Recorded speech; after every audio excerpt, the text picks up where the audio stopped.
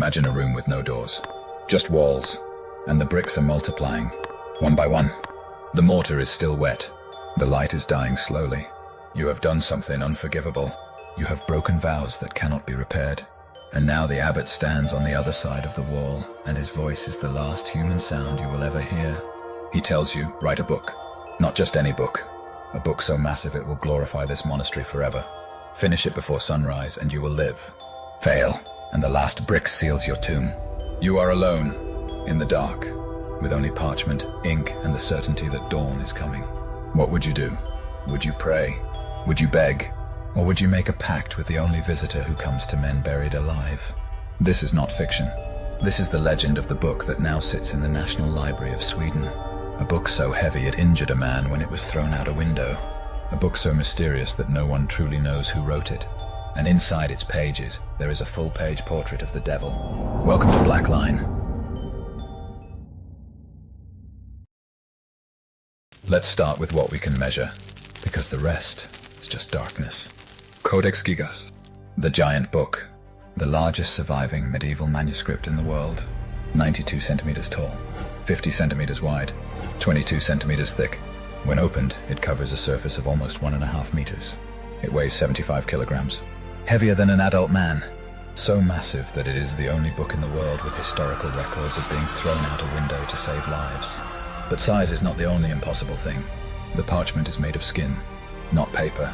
Skin from approximately 160 animals, calves or donkeys, cut, cleaned, stretched, and prepared by hand. 160 lives for a single book. 310 sheets of parchment, though originally believed to be 3 and 20. 10 sheets, 20 pages, are missing. No one knows when, no one knows why, and no one knows what was written on them.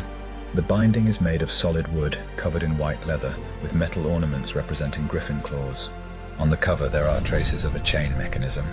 This book was literally chained to furniture, not to protect it from thieves, but to protect it from something else.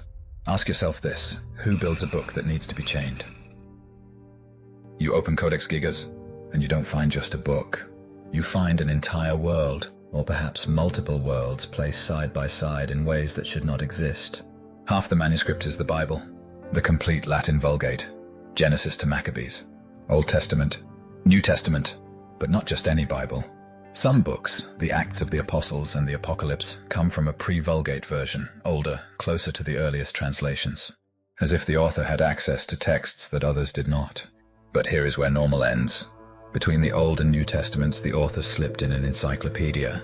The etymologies of Isidore of Seville, the histories of Josephus, the Jewish War and Antiquities, the Chronicle of Bohemia, written by Cosmas of Prague, medical treatises, recipes for exorcisms, magic formulas, a list of monks from the Podlages monastery, a calendar of saints, the Hebrew alphabet, the Cyrillic alphabet, the Glagolitic alphabet. Think about this. The same hand that copied the word of God also copied formulas for casting out demons. The same hand that wrote about prophets also wrote medical recipes for bodily diseases. In an era when the church burned people for witchcraft, someone built a book that placed magic, medicine, and theology in the same volume. Why? Why would you risk hell to preserve forbidden knowledge alongside the sacred? And then you turn the page, and you find something that freezes your blood. Before the portrait of the devil, there is a page written entirely in capital letters. It is not a sermon. It is not a prayer. It is a confession. A long, detailed, excruciating list of all the author's sins. Pride, envy, greed, lust, and things so dark that the church punishes them with being walled up alive. This confession resembles nothing found in other medieval manuscripts. It is not a standard formula. It is personal, too personal, as if the man who wrote it knew he would be judged, not by the church, but by something greater, and the signature at the end is not an ordinary name. It is a name surrounded by mystery: Hermanus monachus inclusus. Herman, the enclosed monk. Inclusus, enclosed, isolated, or perhaps buried. Modern paleographic analysis confirms something impossible. The entire manuscript, all 310 pages, all illustrations, all texts, was written by a single hand. The style is so consistent that experts say they would recognize it immediately if they saw it elsewhere. But there is no elsewhere. This is his only known work. How long did it take? The National Library of Sweden did the math. If a monk wrote 6 hours a day, 6 days a week, it would take at least 5 years. But a monk also had prayers, labor, and fasting. If he wrote only 3 hours a day, we are talking 10 years. Add time for drawing, illuminating, tracing the guidelines, and you reach 20 years. Maybe 30, an entire life, for a single book. But the legend says something else.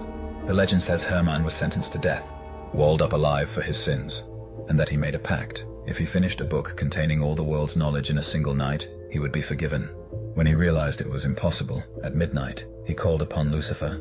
He sold his soul, and the devil finished the book for him. In the morning, the abbot found the manuscript complete, and on page 577, a full-page portrait of the one who saved him. Is it just a legend? Of course. But then why is the handwriting so perfectly uniform that it seems written in a single session? Why does the confession precede the portrait? And why, in God's name, would you put a devil in the middle of your Bible?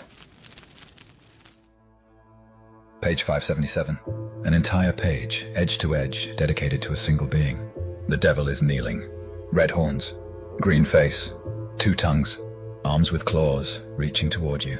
He is dressed in an ermine loincloth, the fur of kings. Because this is no ordinary demon. This is the Prince of Darkness, and he is alone on the page. No text around him, no context, just him, looking at you. But here it gets even stranger. The page opposite the portrait, the left page, is not empty. It is a heavenly city, a representation of paradise. Heaven and hell, face to face, just 1 page apart. As if the author wanted to force you to choose, or to recognize that both exist in the same book, in the same soul. And before these 2 pages, the confession. The structure is intentional. It cannot be otherwise. Sin, then heaven, then the devil. Like a progression, like a fall. But there are also absences. 10 missing sheets, 20 pages, torn from the manuscript before history could read them. Some historians believe they contained the rule of Saint Benedict. Others believe they contained something far more dangerous. Formulas that someone wanted erased forever. The question is not just what was on the missing pages. The question is who tore them out and why. The book did not remain in peace. History was cruel to it, perhaps as cruel as it was to the one who wrote it. It was created in the early 13th century at the Benedictine monastery in Podležice, Bohemia.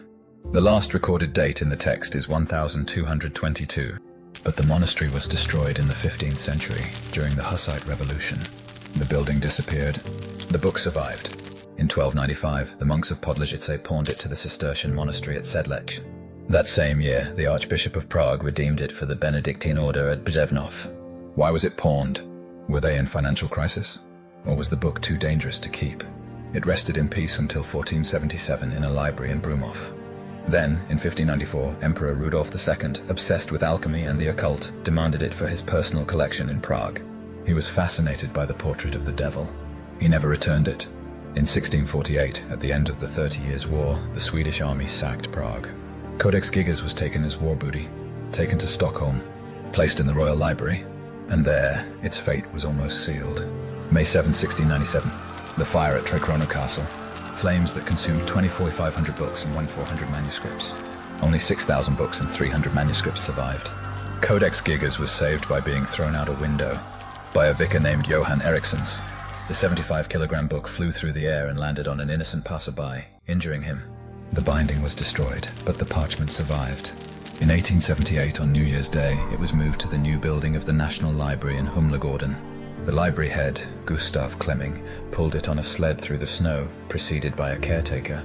A book that survived fire, war, and oblivion traveled on a sled. In 2007, it returned to Prague for the first time in 359 years. Record queues. People who stood for hours just to look at a book that no one can truly read.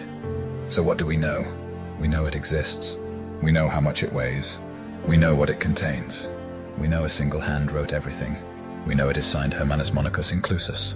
But what we don't know is everything that matters. We don't know why one man sacrificed 20 or 30 years for a book he couldn't lift alone.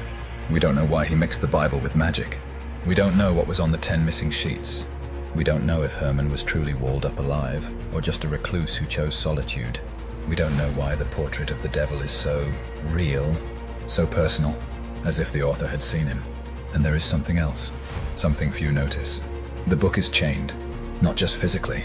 It is chained by history, by wars, by fires, by empires, by an emperor's obsession with the occult.